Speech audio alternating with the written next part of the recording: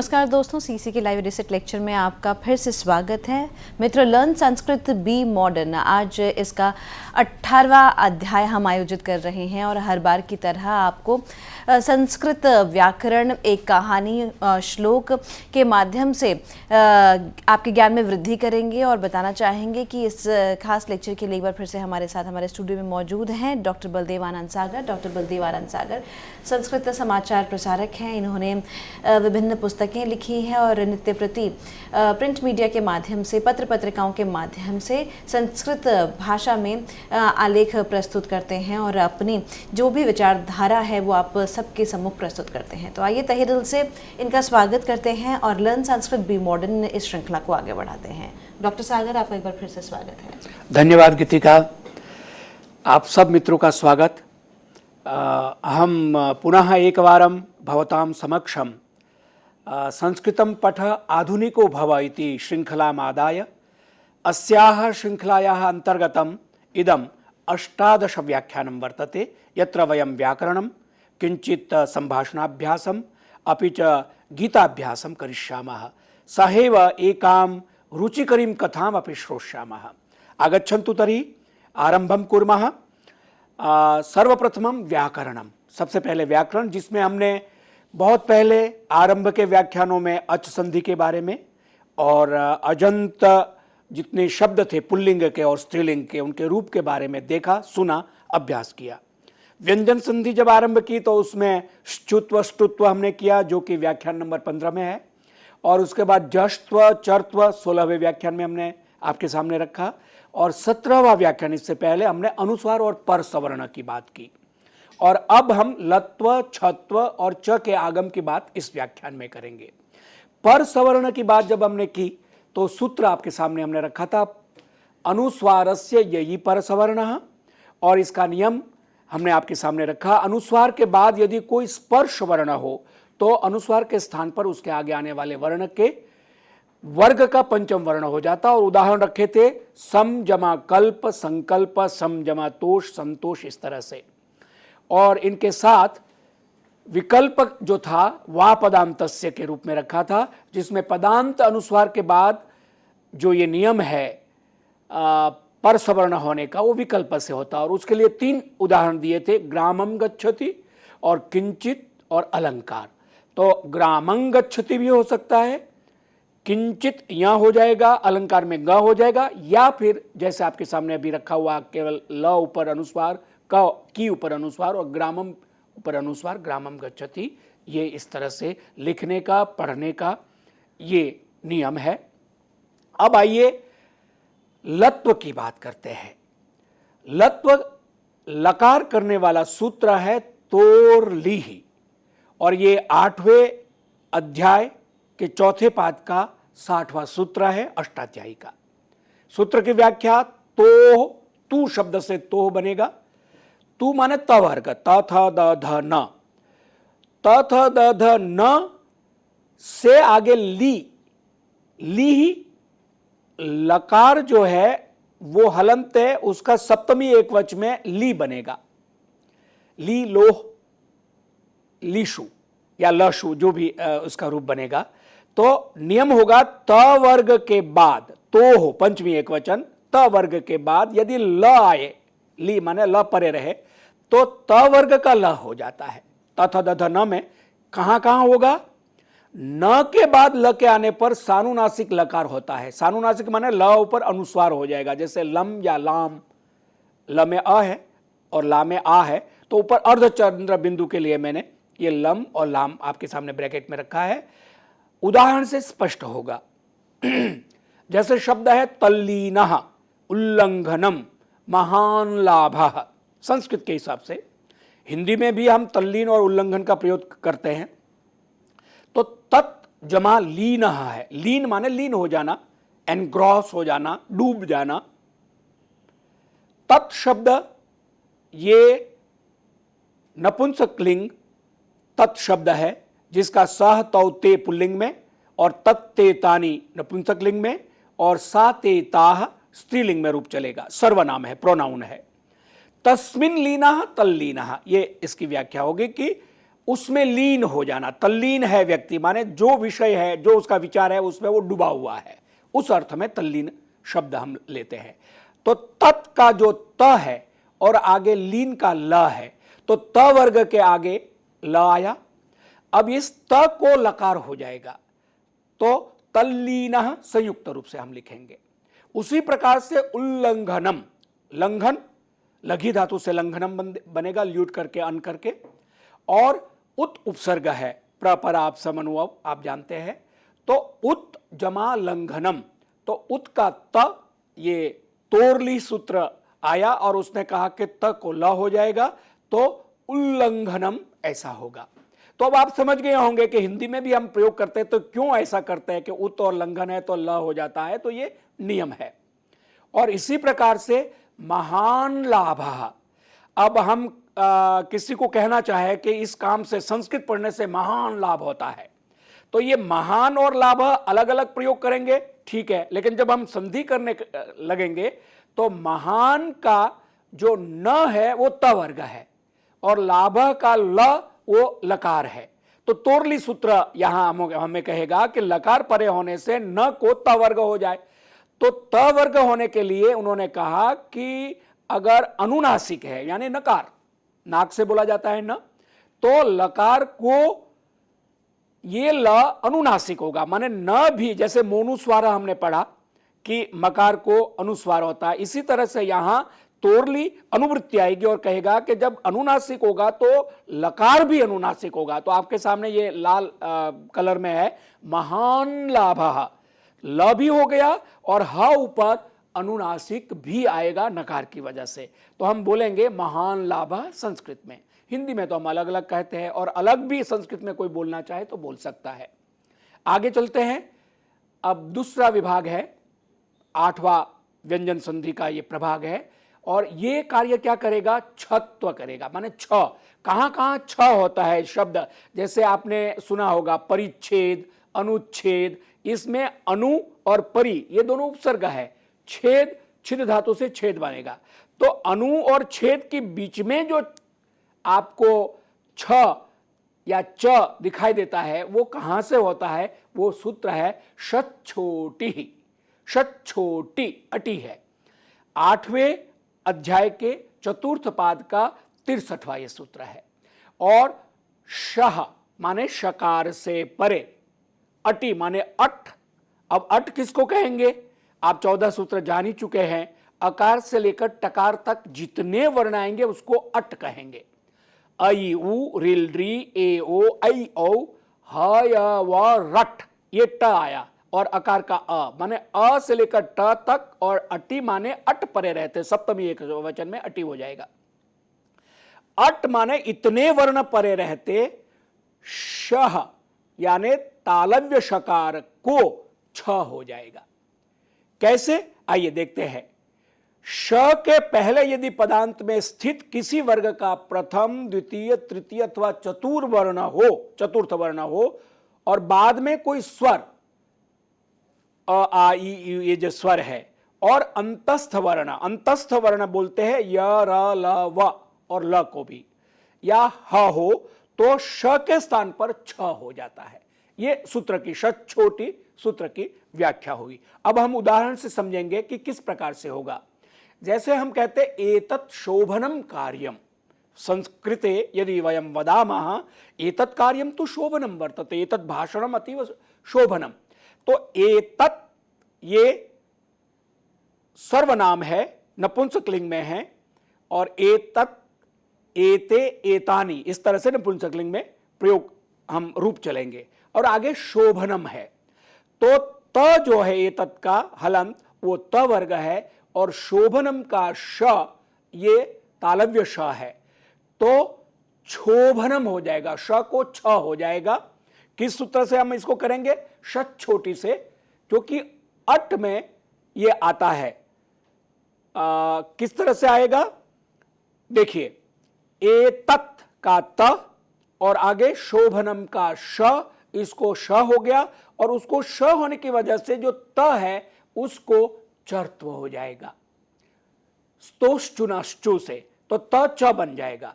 तो एतत् क्षोभनम ये रूप बना। और इसी प्रकार से जैसे हम कहते हैं सत्शास्त्रम, तो सत जमा शास्त्रम, शास्त्र का जो श है तालव्य श, उसको श छोटी से क्या हो गया,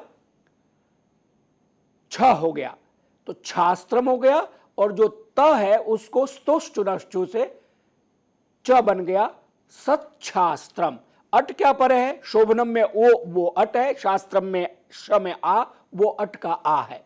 इसी तरह से तत्श्रुत्वा, वो सुनकर, तो श्रुत्वा में जो श है, श र उ करके श्रु बना है, और उकार वो अट है, और उसकी वजह से उसको छ हो गया, श्रुत्वा हो गया, और इसकी वजह से स्तोष्टुनश्चु से त को च बन गया, तच्छ्रुत्वा ऐसा रूप बना। तो एतच्छोभनम सच्छास्त्रम एतच्छ्रुत्वा, वो संधि होने पर श को छ हो गया और त को श्चुत्व हो गया, च बन गया, और रूप पूरा इस तरह से हमारे सामने है। तो ये इसको हम छत्व के रूप में व्यंजन संधि में मानते हैं। अब अगली संधि जो है वो है च का आगम। आप जानते ही होंगे, और जो व्याकरण पढ़ते हैं, व्याकरण के छात्र हैं, वो जानते होंगे कि आगमः मित्रवत भवति। आगम जो होता है व्याकरण में, किसी वर्ण का किसी वर्ण के साथ वो मित्र के समान होता है। मित्र क्या करता है, हमारी अनुकूलता के हिसाब से व्यवहार करता है, माने साथ में बैठ जाएगा। और आदेश होता है वो शत्रुवत, माने वो जो वर्ण के लिए आदेश किया जाता है उस वर्ण को हटा के उसकी जगह पर बैठ जाता है। तो आदेश और आगम ये टेक्निकल टर्म है व्याकरण के। आदेशः शत्रुवत भवति, आगमः मित्रवत भवति। तो च का आगम, चकार कहां होगा संधि में और किस तरह से आके बैठ जाएगा, वो आपके सामने मैं रखता हूं। च का आगम करने वाला सूत्र है छे च। ये अष्टाध्यायी के छठे अध्याय के प्रथम पाद का 73वां सूत्र है।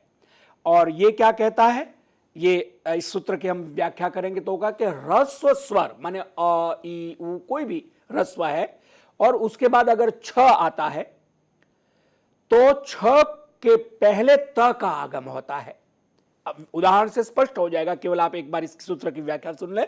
छ के पहले त का आगम होता है, एवं आगम हुए त को श्चुत्व माने च होता है, किंतु पदांत दीर्घ स्वर के बाद छ के आने पर विकल्प से त, जो कि बाद में च बनेगा, विकल्प से आगम होता है। ये हम उदाहरण से समझेंगे।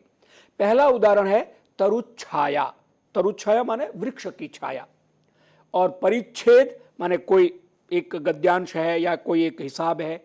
अनुच्छेद और परिच्छेद, विभाग जो होता है किसी बड़े भाग का, उसको हम परिच्छेद कहते हैं। तो आइए समझते हैं कि कैसे ये बना। तरु जमा छाया, तरु वृक्ष, छाया उसकी छाया।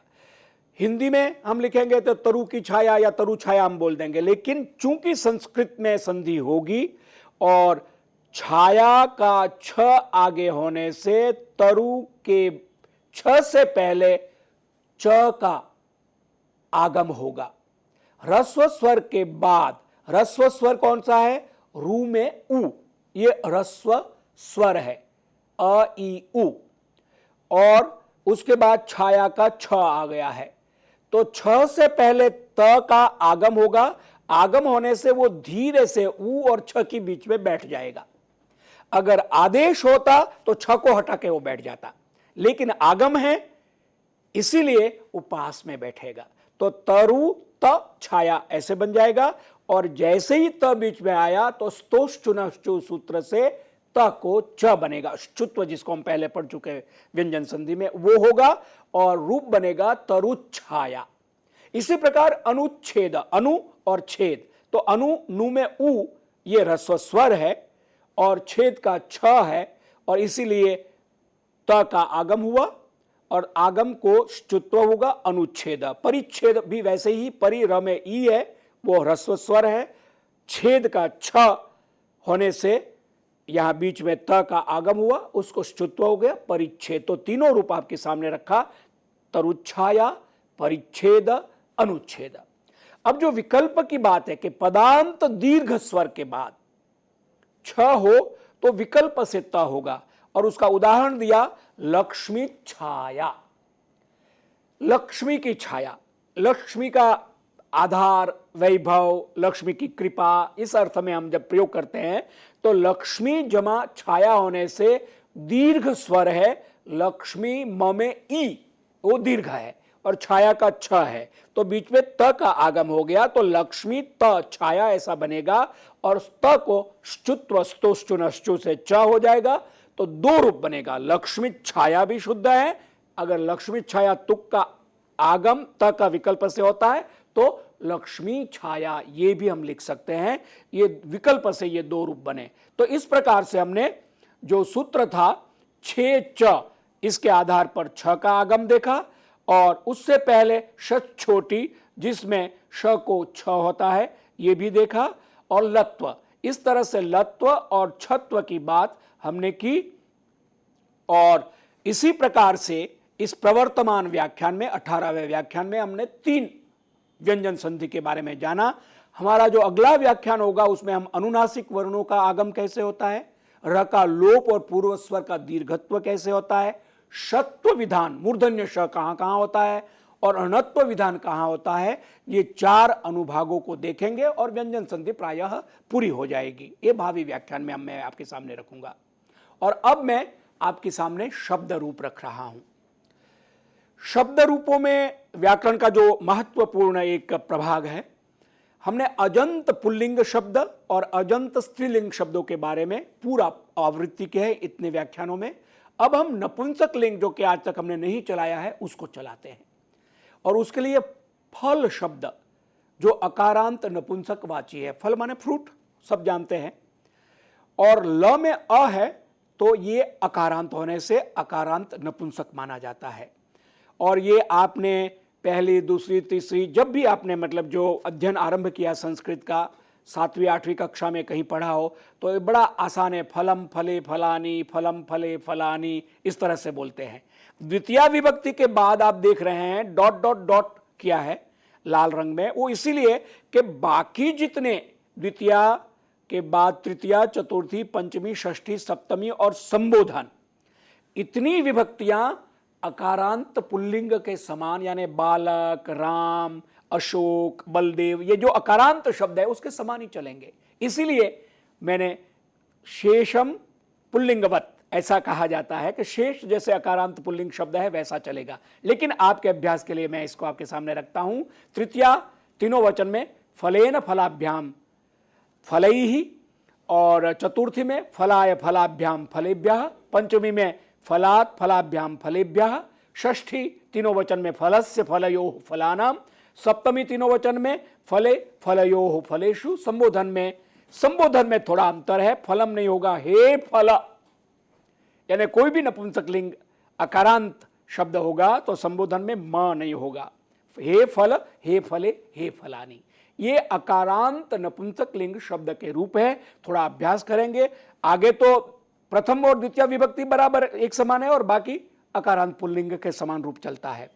इसी तरह से सर्वेषाम अपि अकारांत नपुंसक लिंगवाचिनाम शब्दानाम सर्वासु विभक्तिषु सर्वेषु च वचनेषु फलवत् रूपाणि भविष्यन्ति।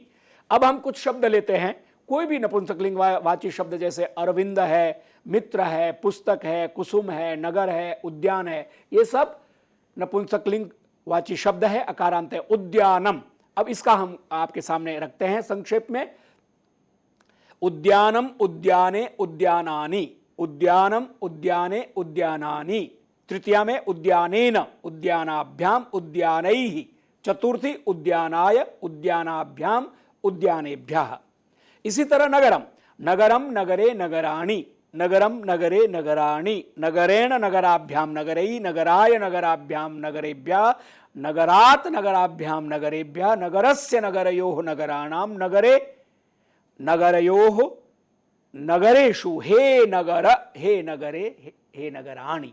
कुसुम कुसुमम कुसुमे कुसुमानि, पुस्तकम पुस्तकम पुस्तके पुस्तकानि, पुस्तकम पुस्तके, मित्रम मित्रम मित्रे मित्राणि, मित्रम मित्रे मित्राणि, मित्रेण मित्राभ्याम मित्रे मित्रैः, मित्राय मित्राभ्याम मित्रेभ्यः। और अरविंदम, अरविंद बोलते हैं कमल को, लोटस, अरविंदम अरविंदे अरविंदानी।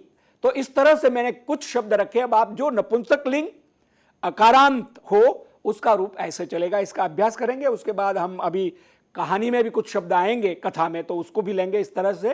तो इस तरह से अकारांत नपुंसकवाची शब्द उनके रूप में आपको रखेंगे। अगले व्याख्यान में हम इकारांत उकारांत जो नपुंसकवाची शब्द है उसको रखेंगे, जैसे वारी है, इस तरह से, और आप समझ जाएंगे कि किस तरह से नपुंसक में शब्द रूप चलते हैं। आइए आगे चलते हैं। कथा कौमुदी दूसरा सेगमेंट, और आज मैंने एक कथा जो ली है वो कथा सरित सागर से ली है। कथा सरित सागर क्या है वो मैं आपको बताना चाहूंगा। जो संस्कृत में विशेष रुचि रखते हैं उनके लिए ये विशेष रूप से आकर्षण और रुचि का विषय है। शीर्षक रखा है सुविचार्य विधातव्यम। विधातव्यम माने करना चाहिए, सुविचार्य माने सोचकर, विचार्य चर गति भक्षणियों से चार्य बनेगा, वि उपसर्ग होने से त्वा को ल्यप हो गया, विचार्य, और सु एक और उपसर्ग लगा दिया तो सुविचार्य। 2 बार सोच के काम करना चाहिए, ऐसा जैसे कहा जाता है बोलचाल की भाषा में कि एक बार सोचे और फिर सेकंड थॉट भी देना चाहिए, तो उसके बाद पश्चाताप नहीं होगा। आप सब जानते होंगे महाकवि भारवी के बारे में। उन्होंने किरातार्जुनीयम लिखा है, जिसमें शिव जो किरात के रूप में अर्जुन की परीक्षा लेते हैं। अर्जुन जब तप करने जाते हैं नॉर्थ ईस्ट सिक्किम, आप समझिए दक्षिण सिक्किम में, आज भी वहाँ बहुत प्रसिद्ध उनका मंदिर भी बना हुआ है, स्थान भी बना हुआ है जहाँ अर्जुन ने तप किया था, और शिव जी ने उसकी परीक्षा ली थी किरात के रूप में। तो किरातार्जुनीयम उस पर काव्य लिखा है, और उसमें एक श्लोक लिखते हैं, सहसा विदधित न क्रिया अविवेक परमा पदाम पदम। ये विद्वान लोग बार बार अपनी बात में भी, अपने लेखों में भी इसका उदाहरण संदर्भ देते हैं कि कोई भी सहसा काम नहीं करना चाहिए, एकाएक निर्णय नहीं करना चाहिए। सहसा विदधित नहीं करना चाहिए, विदधित न क्रियाम, क्रिया एक्शन, अविवेक परमा पदाम पदम, बिना सोचे। अविवेक, विवेक माने विचारना, अविवेक माने नहीं विचारना, नहीं सोचा हुआ अगर कोई निर्णय है तो परमा पदाम पदम, परम आपदाम, बहुत बड़ी कठिनाइयां, मुश्किलें आ सकती है। उसी विषय को लेकर सोम कथा सरित सागर के लेखक है, उन्होंने इसमें इस बात को कहा है एक कहानी के माध्यम से कि बिना सोचे कोई कार्य किया उसका परिणाम क्या होता है। आइए अब कथा देखते हैं। कथा आरंभ इस तरह से होती है, इयम कथा सोमदेवेन विरचितात कथा सरित सागरात उद्धृतास्ति। ये कथा सोमदेव द्वारा विरचित कथा सरित सागर, ये किताब का नाम है, जिसमें कथा रूपी सरित सरिताएं हैं, उसका सागर, बहुत सारी कहानियां। सोमदेव बड़े विद्वान थे, कश्मीर के पंडित थे, उन्होंने लिखा है। और क्यों लिखा, इसके पीछे भी एक कहानी है जो कि समयाभाव के कारण मैं आपको अभी यहां नहीं कह पाऊंगा, लेकिन इसमें बहुत सारी कहानियां हैं जिसका नैतिक उपदेश है कि एक एक कथा के द्वारा जीवन में क्या कार्य करना चाहिए, क्या नहीं करना चाहिए, इसका उपदेश, मॉरल मैसेज दिया हुआ है। तो वहां से हमने ये कथा ली है। उसमें कथा सरित सागर में चतुर्व्यूहम करके एक अध्याय आता है, और उसमें गोदोहनम, गोदोहन माने गाय को दोहना, गाय से दूध, गाय के थन से दूध निकालना, गोदोहनम, ये एक कथा है। और इसमें अस्याम कथायाम समयस्य महत्वम प्रतिपादितम, इस कथा में गोदोहन नाम की जो कथा है उसमें समय का, माने किस समय क्या कार्य करना चाहिए, इस बात का महत्व दिया गया है। कथा शुरू होती है, आसीत पुरा माधवो नाम कश्चित गोपालकः। बहुत पहले कोई माधव नाम का एक ग्वाला था, गोपालक, गाह पालयति इति गोपालकः। गौ शब्द, गो शब्द से गौ, गावह, गावह हमने पिछले व्याख्यान में रूप चलाया था। तो गायों को पालने वाला, और पालकः बनेगा ल्युट अक होके जो है पालकः बनेगा। गौ को ग्वाला, ग्वाला के लिए गोपालक हम कहते हैं। माधव नाम का एक ग्वाला कभी कहीं किसी जगह पे रहता था। तस्य गृहे नंदिनी नाम एका गौ आसीत, उसके पास एक गाय थी जिसका नाम उसने नंदिनी रखा था। तस्याह दुग्धम विक्रीय तस्याह नंदिन्याह, नंदिनी का दूध विक्रीय माने बेचकर, कृणाति खरीदता है, विक्रीणाति बेचता है, तो विक्रीय त्वा को ल्यप हो जाएगा, विक्रीय रूप बनेगा। सह सुखेन जीवनम यापयति स्म, वो सुख से जीवन बिता रहा था। एक गाय थी, उसका दूध दोता था, उसको बेचता था और अपनी आजीविका चलाता था। एक बार क्या हुआ, एकदा तस्य भागिनेयः, भगिन्याः अपत्यम पुबान भागिनेयः, ऐसे इसकी व्याख्या होगी। भगिनी का बेटा भागिनेय माने भांजा, वो उसके पास आया। तत्र आगत्य सूचितवान, उसके पास आकर उसने सूचना दी। मातुल प्रतिवेशिनः श्रेष्ठिनः गृहे मासानंतरम एकः यज्ञः संपत्स्यते।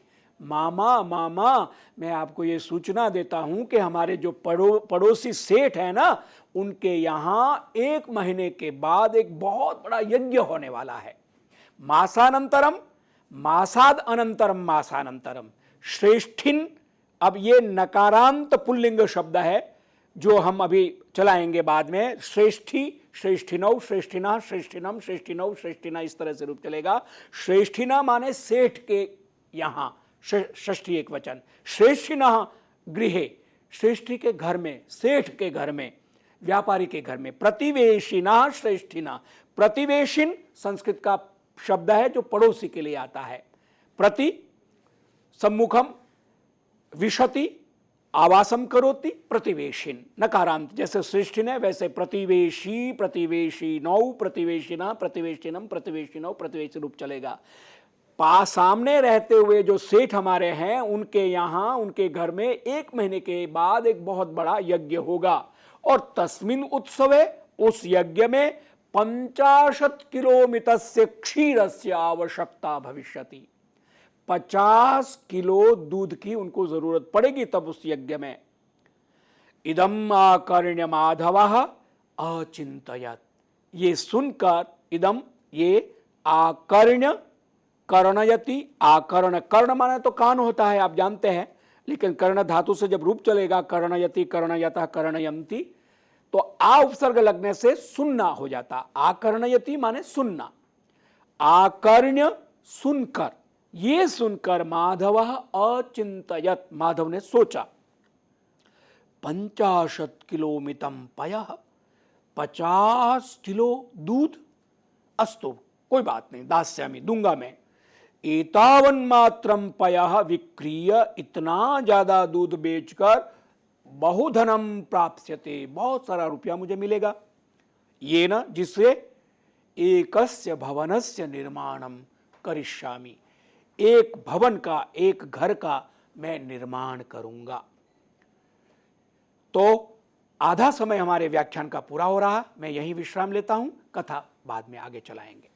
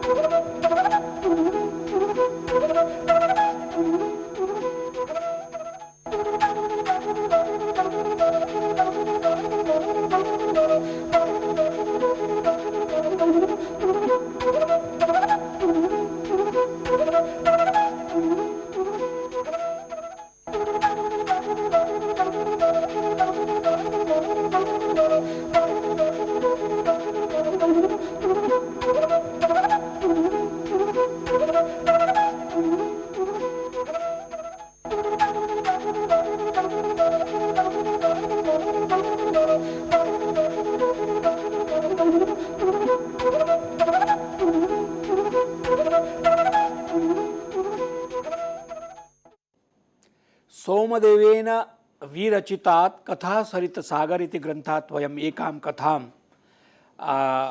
शृण्वन्तः आस्मन्। सोमदेव की कथा का नाम जो हमने लिया है सुविचार्य विधातव्यम, ये कथा सरित सागर की कथा है, जिसमें माधव को उसका भांजा आके कहता है कि हमारे पड़ोस के जो सेठ है उनके यहाँ एक यज्ञ होने वाला है अगले महीने और उनको 50 किलो दूध चाहिए। इदमाकर्ण्य माधव अचिंतयत, ये सुनकर माधव ने सोचा 50 किलोमीटर पय, 50 किलोमीटर दूध, बहुत अच्छी बात है, 50 किलो दूध तो ये मैं दूंगा। इतावन मात्रम पय विक्रिय बहुधनम प्राप्स्यते, इतना दूध बेचकर मुझे बहुत धन मिलेगा जिससे कि मैं एक घर बनाऊंगा, एक भवन, बड़ा घर बनाऊंगा। अथ प्रसन्न माधव स्वधेनुम अहर्निशम सेवते, अब चूंकि उसको 50 लीटर दूध, किलो दूध चाहिए था तो वो अपनी धेनु माने गाय की रात दिन सेवा करने लगा। सह माधव तस्याह रज्जुम धृत्वा, उसी रस्सी पकड़कर तस्यै तृप्ति पर्यंतम, जब तक वो तुष्ट नहीं हो जाती थी, तृप्ति नहीं हो, प्रभूतम घासादिकम ददाति, खूब उसको घास खिलाता था। जलम पाययति, पानी पिलाता था। विषाणयो तैलम करोति, अपने उसके सिंग गाय के थे, उस सिंग पर तेल लगाता था, तेल की मालिश करता था। गाय की सेवा करने से गाय ज्यादा दूध देगी, ये सोचकर माधव धेनुम सेवते स्म। प्रातः सायं च ताम तिलकम करोति, अब चूंकि वो भावनात्मक रूप से भी जुड़ गया था तो सुबह और शाम उसको तिलक करता था। यदा कदा यस्मिन कस्मिन्नपि काले, जब भी मौका मिलता था, गुड़ादिकम अपि भोजयति, घास तो खिलाता ही था, गुड़ भी खिलाता था।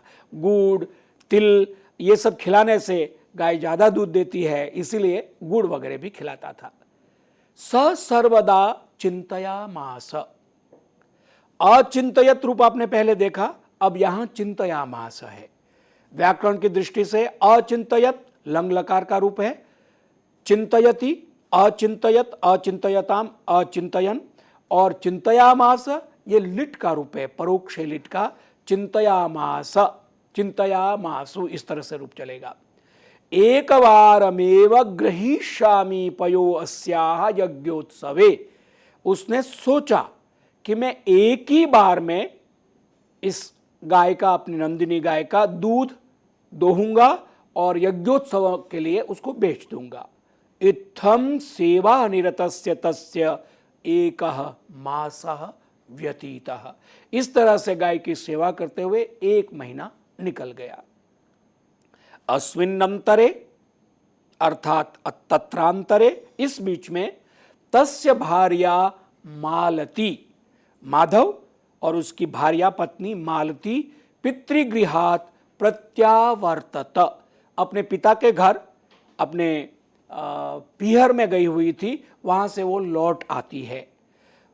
वर्तते, वृतु धातु से आप जानते ही, वर्तते, वर्तिते, वर्तन्ते, वृतु धातु आत्मनेपद रूप चलेगा, और अवर्तत लंग लकार का रूप, और प्रति और आ उपसर्ग लगाने से प्रत्यावर्तत, प्रत्यावर्तताम, प्रत्यावर्तंत ऐसे रूप चलेगा लंग लकार का। लौटी, लौट आई, मालती अपने पीहर से 1 महीने बाद जब लौट के आती है, माधव ताम तत्सर्वम विस्तरेण अकथयत, माधव ने ताम माने उसको, अब ये ताम जो है वो तत् शब्द का स्त्रीलिंग का द्वितीय एकवचन का रूप है। सा ते ताह, ताम ते ताह, इस तरह ताम माने उसको, मालती को, तत्सर्वम वो सब बातें, विस्तरेण इन डिटेल, विस्तार से, अकथयत, कथ धातु जिसे कथयति, कथयता, कथयंति रूप चलाते हैं, लंग लकार में अकथयत, अकथयताम, अकथयन ऐसे रूप चलेगा। माधव अकथयत, माधव ने कहा, ताम भार्या मालतीम अकथयत, किम अकथयत, तत्सर्वम वृत्तम, वो सब बात कही, किस तरह से भांजे ने आके खबर दी, किस तरह से अगले महीने यज्ञ होगा, 50 लीटर दूध चाहिए, किलो दूध चाहिए तब, और उसके लिए मैं गाय की सेवा कर रहा हूं, ये सारी बात कही।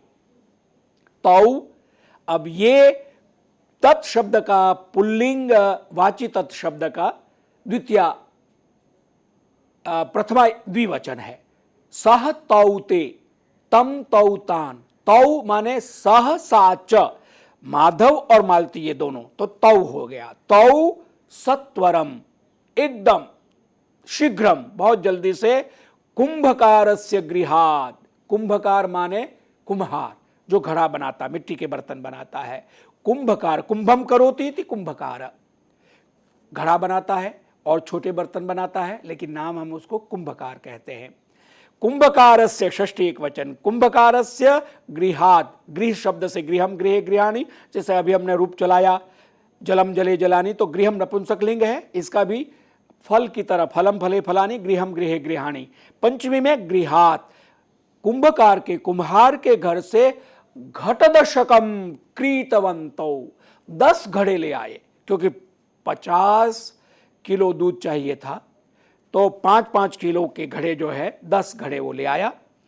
तदैव प्रतिवेशी दुग्धाय तम आकार्य, तदा एव तदैव, उसी समय जो पड़ोसी था प्रतिवेशी, दूध के लिए, कि दूध हमको चाहिए इसके लिए, क्योंकि उसको पता था इसके पास गाय है माधव के पास, तम आकारयत, पुल्लिंग का तत् शब्द द्वितीय एक वचन, तम, सह तौते तम तौतान, तम आकारयत, कारयति आकारयति, बुलाया, दूध के लिए उसको बुलाया। माधवस्तु सपदी पंच उपचारैहि गाम अपूजयत, पूजयति पूजा करता है, अपूजयत पूजा की, किसकी? गाम। अब हमने रूप चलाया था गौ का, ओकारांत गो शब्द है, उसका रूप चलेगा गौ, गावौ गावः, गाम गावौ गाह, तो ये गाम अपूजयत, गौ की पूजा की, सपदी शीघ्रम सत्वरम, पंच उपचारे, उपचार माने तरीका, जिस तरह से विधि होती है। भारतीय पूजा पद्धति में षोडशोपचार पूजा पद्धति प्रसिद्ध है पूरे भारत में। षोडशोपचार में दिव्य शक्तियों का आवाहन किया जाता है, उनको आसन दिया जाता है, उनको अर्घ्य आचमन दिया जाता है, उनको प्रणाम किया जाता है, फिर स्नानम समर्पयामि, स्नान करवाते हैं, वस्त्रम समर्पयामि, उनको नया वस्त्र पहनाते हैं, उसके बाद भोजन करते हैं, मिष्टान्न प्रसाद भोग लगाते हैं, फिर तिलक वगैरह देते हैं, सुगंधिम समर्पयामि, धूप दीप नैवेद्य, ये और दक्षिणा, ये षोडशोपचार पूजा, ये भारतीय पूजा पद्धति का एक विधान है। यहां पर क्या किया? पंचोपचारे ही माधव गाम अपूजयत, 5 विधि से उसने गाय की पूजा की। पात्रहस्तः, अपने हाथ में पात्र लेकर, दोहनाय, दोहने के लिए, गोह समीपम अगच्छत, गच्छति गच्छत गच्छन्ति, अगच्छत अगच्छताम अगच्छन, गया। गोह, ये गौ शब्द का षष्ठी एक वचन, गोह, गोह समीपम, गाय के समीप गया। दोहनाय, दोहने के लिए, दोहनम नपुंसकलिंग शब्द, दोहनम दोहने दोहनानी, चतुर्थी एक वचन में दोहनाय, दोहने के लिए, दूहने के लिए गया। मासेक, अब क्या होता देखिए, मासेक पर्यंतम दुग्धस्य अदोहनात् दुग्धहीना सा नंदिनी माधव हस्ते पात्रम दृष्ट्वा एव अकूर्दत। 1 महीने तक, मासैक पर्यंतम, 1 मास पर्यंतम, दुग्धस्य अदोहनात्, 1 महीने तक उसने गाय का दूध नहीं दुहा था, इसलिए गाय दुग्धहीना, उसका दूध ही सूख गया था। लगातार दूध दोहते रहे सुबह शाम तो दूध बनता है प्रकृति के नियम के अनुसार। जैसे माँ नवजात शिशु को दूध पिलाती है तो उसके सीने में दूध आएगा, लेकिन दूध पिलाना बंद कर देगा तो दूध सूख जाता है, प्रकृति का अपना नियम है। तो गाय को 1 महीने तक माधव ने नहीं दुहा तो उसका दूध सूख गया था। अब दूध दोहने हो गया तो अदोहनात् दुग्धहीना सा नंदिनी, गाय दुग्धेन हीना दुग्धहीना, उसका दूध सूख गया था। माधव हस्ते पात्रम दृष्ट्वा, माधव के हाथ में उसने कलश देखा, पात्र देखा, बर्तन देखा कि दूध दोहने आ रहा है, वो उछली। अकूर्दत, कूर्दती, कूर्दतः कूर्दंती, कूदता है, छलांग लगाता है। अकूर्दत माने कूदी, उसने पैर से उछल गई। माधव पौनः पुण्येन प्रार्थयति, अब माधव ने बड़ी उसको पुचकारा, प्रार्थना की, रिक्वेस्ट किया, पुनः पुनः इति पौनः पुण्येन, बार बार, तो पौनः पुण्येन तृतीय एक वचन हो जाएगा। बार बार उसने गाय को पुचकारा, प्रार्थना की, रिक्वेस्ट की, उसको सहलाया। नंदिनी, अब वो उससे संवाद कर रहा है गाय से। नंदिनी दीर्घ इकारांत शब्द है, नदी की तरह, लक्ष्मी की तरह चलेगा, लेकिन संबोधन में यहां ह्रस्व हो गया नी। हे नंदिनी, अपने गाय को कहता, कथम माम व्याकुलयसी, तुम मुझे क्यों परेशान कर रही है। 50 किलोमितम क्षीरम सत्वरम यच्छ, 50 किलो दूध मुझे जल्दी तू दे दे, मैंने तेरी इतनी सेवा की है। व्याकुलयसी, कुलयसी वी और आप उपसर्ग से व्याकुलयसी माने व्याकुल करना, परेशान करना। और सत्वरम, शीघ्रम, सपदी, जल्दी से, यच्छ, ये लोट लकार मध्यम पुरुष का एक वचन का, यच्छति, यच्छत, यच्छन्ति, यच्छ यहां बनेगा, यच्छतु, यच्छतात, यच्छन्तु, यच्छ, मुझे दे दे, 50 किलो दूध दे दे जल्दी से। पौनः पुण्येन दोग्धुम प्रयतमानम माधवम सा पृष्ठपादाभ्याम ताड़यित्वा रक्त रंजितम अकरोत्। बार बार जब माधव ने उसको दोहने के लिए कोशिश की तो अपने पिछले पैरों से उसको लात लगाई, ताड़यित्वा माने मारा, और उसको लहूलुहान कर दिया। पौनः पुण्येन शब्द की मैंने व्याख्या आपके सामने की थी। पुनः पुनः इति पौनः, पुनः पुनः तस्य भावः पौनः पुण्येन तेन। दोग्धुम, दूध धातु से तुमुन प्रत्यय होके दू को ऊ के गुण हो जाता, दोग्धुम बनेगा, दोहने के लिए। प्रयतमान, यत धातु उभयलिंगी है, यतते यतति दोनों बनता है, आत्मने पद होगा प्रयतमानम, प्रयत्न करते हुए। माधवम, माधव को, सा नंदिनी, पृष्ठपादाभ्याम, पिछले पैरों से, तो पृष्ठपाद और दो पैर है तो द्विवचन में रूप चलेगा, और यहां तृतीय द्विवचन, पृष्ठपादाभ्याम ताड़यित्वा, ताड़यति माने मारना, ताड़यित्वा मारकर, रक्त रंजितम, रक्तेन रंजितम, रक्त लहूलुहान कर दिया, अकरोत्। तम तादृशायाम अवस्थायाम वीक्ष, उसको, माधव को उस स्थिति में देखकर मालती, मूर्छित आ जाता, उसकी पत्नी बेहोश हो गई। तादृशायाम अवस्थायाम, तादृश्याम अवस्थायाम होना चाहिए, उस अवस्था में उसको देखकर मालती मूर्छित हो गई। बहुभी उपचारैः ही तस्याः मूर्छाम दूरीकृत्य माधवः ताम अकथयत्, बहुत सारा उसका इलाज उपचार किया और उसकी मूर्छा दूर करने के लिए माधव ने उसको कहा, मासान्ते अहम धनी भविष्यामि इति चिंतयित्वा एव मास पर्यंतम मया धैनुरेव न दुग्धा। अब अपना जो भोलापन कहिए या उसका जो अज्ञान था, उसकी वजह से जो नासमझी उसकी थी कि महीने के अंत तक मैं बहुत धनी हो जाऊंगा, ये सोचकर मैंने 1 महीने तक धैनु एव न दुग्धा, इसका दूध ही नहीं दोहा था। अस्मात् कारणात् इयं दुग्धहीना अभवत्, इसलिए ये इसका दूध सूख गया है, दूध रहित हो गई है। देवी भविष्य चिंतायाम तुमया स्वकीयम वर्तमानमपि विनाशितम। अब इसको ये बोध होता कि मैंने क्या किया, इसलिए इसका शीर्षक है सुविचार्य विधातव्यम, सोच के कार्य करना चाहिए।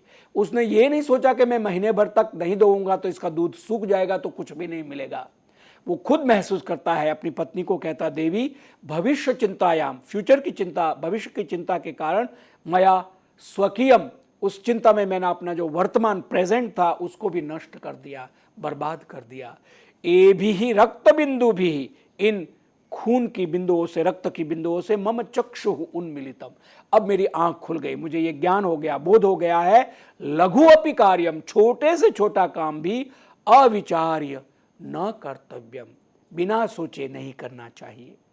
ऐसा कह के फिर उपदेश के लिए एक श्लोक है कि यो ध्रुवाणी परित्यज्य अध्रुवाणी निषेवते ध्रुवाणी तस्य नश्यन्ति अध्रुवम नष्टमेव ही।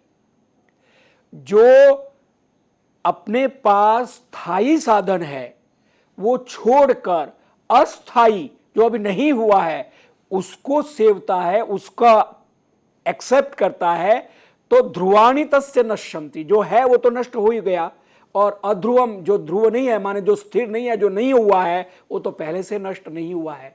इस तरह का मॉरल उपदेश देते हैं। और एक और श्लोक के साथ इस कथा को पूरी करते हैं। कालेन बिंदु मात्रेण, माने छोटे से समय में भी, जलदानेन यत् सुखम, पानी किसी को, माने प्यासे को एक बूंद पानी देना भी बहुत बड़ा काम है। यानी सुखम, सुख है, सुविधा है, अच्छा है। न तथा सिंधुदानेन, लेकिन गते काले स्थित, समय बीत जाए, प्यास के कारण मर जाए, उसके बाद पूरा समुद्र अगर उसको आप पिला दे तो उससे कोई लाभ नहीं है, कोई सुख नहीं है, कोई उससे फल नहीं है, परिणाम नहीं है। जरूरत पड़ने पर जो काम किया जाए और ठीक सोच के किया जाए, वही कार्य सिद्ध होता है और फलदायी। एतदेव नैतिक संदेश जातम अत्र वयम प्राप्नुमः अनया कथया, कथा सरित सागरात उद्धृता, एषा कथा सुविचार्य विधातव्यमिति। सांप्रतम वयम संस्कृत संभाषणाभ्यासम कुर्मः। अब हम संस्कृत संभाषण का अभ्यास करते हैं। कुछ वाक्य जो पिछले व्याख्यान में कहे थे उसकी आवृत्ति करते हैं। हमें कहना है किसी को कि मेहरबानी करके फिर से आइए, प्लीज कम अगेन। संस्कृते वयम वदामः पुनः आगच्छन्तु। आगच्छन्तु बहुवचन है, एक वचन में प्रयोग करना है तो पुनः आगच्छतु, फिर से आइए। और आदर के लिए या बहुत सारे लोगों को कहना है तो पुनः आगच्छन्तु, प्लीज कम अगेन। इंग्लिश में तो एक या बहुवचन में समान होगा, हिंदी में अंतर आ जाएगा। किसी को कहते हैं फिर से आना, या बहुवचन में आदर में फिर से आइएगा या आइए। अगला वाक्य है मम कोपि क्लेशः नास्ति, मुझे कोई कष्ट नहीं है। I don't have any difficulty. तो क्लेशः, कष्टम, दुखम, असौविध्यम, ये सब पर्यायवाची शब्द है। लेकिन असौविध्यम कहेंगे तो आपको कहना होगा मम किमपि असौविध्यम नास्ति, क्योंकि क्लेशः पुल्लिंग है तो कोपि हो गया। सौविध्यम कहेंगे, असौविध्यम कहेंगे तो किमपि हो जाएगा, नपुंसकलिंग हो जाएगा। एतत् कष्टकरम न, ये कठिन नहीं है, दुखदायी नहीं है, दिस इज नॉट ट्रबलसम। तो इसमें एतत् कष्टकरम न सीधा नपुंसकलिंग में प्रयोग करेंगे। भोः किम आनितवान, अरे क्या लाए हैं। Oh what did you bring, वो संबोधन में, हे, अरे, जैसे मैंने आपको कहा था। भवंतम कह उक्तवान, हु टोल्ड यू, आपको किसने कहा। और इसमें उक्तवान पुल्लिंग में और का उक्तवती स्त्रीलिंग में प्रयोग होगा। और इसी तरह से अगला वाक्य है किंचित अनंतरम आगच्छेत, फिर कुछ समय के बाद आए।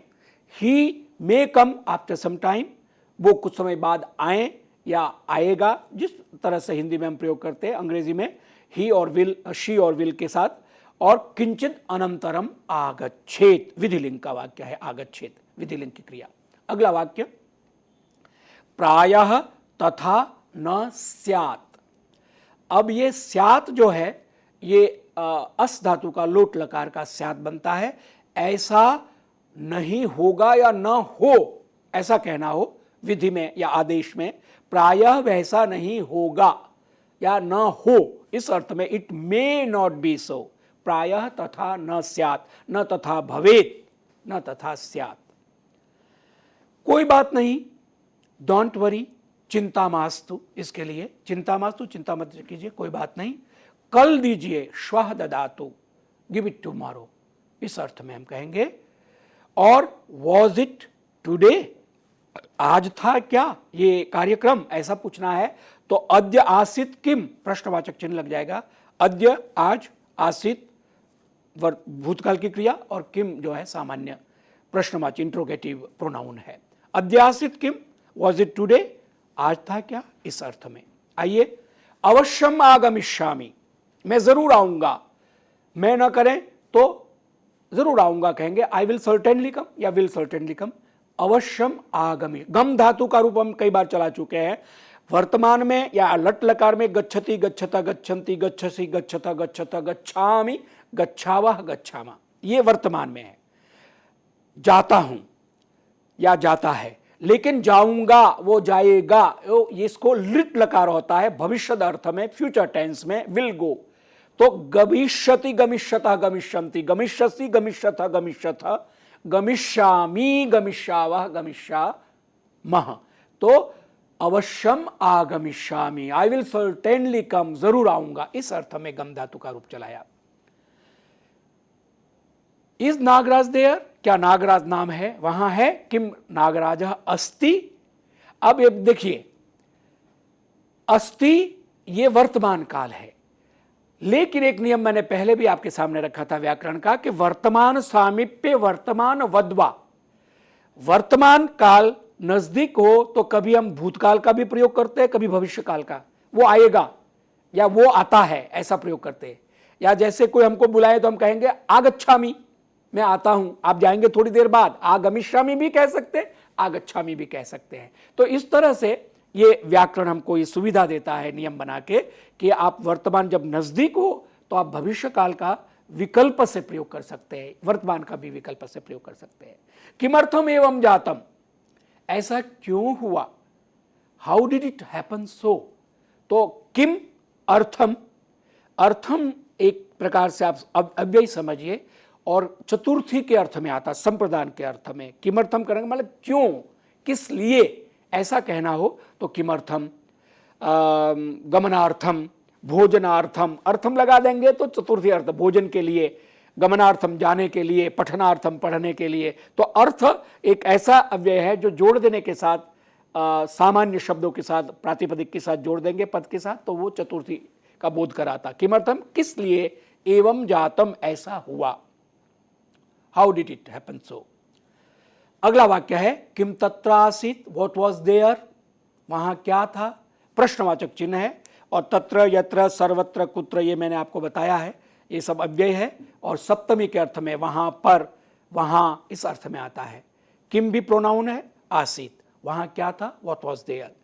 किमपि अनुचितम उक्तवान, किम डिड ही स्पीक नॉनसेंस, क्या कुछ अनुचित कहा, गलत कहा। तो अनुचितम उक्तवान, किम प्रश्नवाचक में किम, पहले भी किमपि है और बाद में भी किम है। तो पहला किमपि जो है वो प्रोनाउन है और बाद में किम इंट्रोगेटिव प्रोनाउन है। ये आप जानते हो, प्रश्नवाचक सर्वनाम और सामान्य सर्वनाम ये हम हिंदी में भी पढ़ते हैं, संस्कृत में ये सुविधा है। अपि लगाने से किमपि कुछ अर्थ में, अनुचितम उक्तवान पुल्लिंग में, उक्तवती स्त्रीलिंग में, किम ये प्रश्नवाचक है। डिड ही स्पीक नॉनसेंस या डिड शी स्पीक नॉनसेंस, क्या कुछ अनुचित कहा। अंतिम वाक्य इस सेगमेंट का, कुतः आनीतवान, कहां से लाए, where did you bring it from. और आनीतवान को पुल्लिंग में प्रयोग है, स्त्रीलिंग में आनीतवती और नपुंसक में आनीतवत। कुतः आनीतवती, कहां से ये लाई है, इस तरह से हम प्रयोग करेंगे। ये सेगमेंट पूरा हुआ। गीताभ्यास के साथ अब हम संस्कृत पठन का अभ्यास करेंगे। हमने 9 श्लोक अभी तक किए हैं और ये 10वां श्लोक हम ले रहे हैं। प्रथम अध्याय का 10वां श्लोक, अपर्याप्तम तदस्माकं बलम भीष्माभिरक्षितम, पर्याप्तम त्विदमेतेषां बलम भीमाभिरक्षितम। दुर्योधन गुरु द्रोण को कहते हैं कि भीष्म द्वारा अभिरक्षित सुरक्षित बल, हमारी सेना आर्मी, वो अस्माकम हमारा अपर्याप्त। अपर्याप्त का अर्थ क्या होगा बाद में डिटेल से मैं आपके सामने रखूंगा, लेकिन अगर हिंदी में हम समझते हैं पर्याप्त माने पूरा, जितना चाहिए उतना, और अपर्याप्त माने उतना नहीं जितना चाहिए। लेकिन संस्कृत में अपर्याप्तम का मतलब अनलिमिटेड, बहुत ज्यादा, और पर्याप्त माने लिमिटेड, उतना ही जितना चाहिए या उससे भी कम। तो उस अर्थ में आगे व्याख्या हम करेंगे।